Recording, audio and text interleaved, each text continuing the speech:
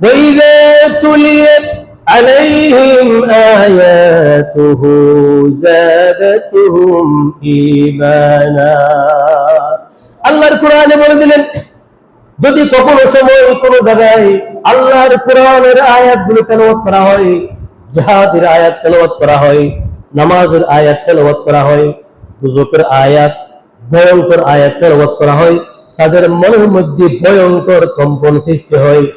আর যদি ঈমানি আয়াত তেলাওয়াত করা হয়, ঈমান মজবুত হয়। আল্লাহর আযাবের আয়াত তেলাওয়াত করা হলে বই হলকটা মনটা কম্পন সৃষ্টি হয়।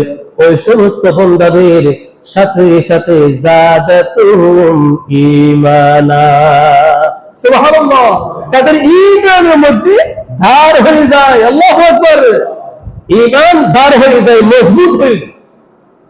আল্লাহর যখন কোরআনের এই আয়াতগুলি, জিহাদি আয়াত, আযাবের আয়াত, নিয়ামতের আয়াত, যখন আয়াতের অর্থ অনুসারে ওনার মনের মধ্যে কম্পন সৃষ্টি হয়, সুবহানাল্লাহ।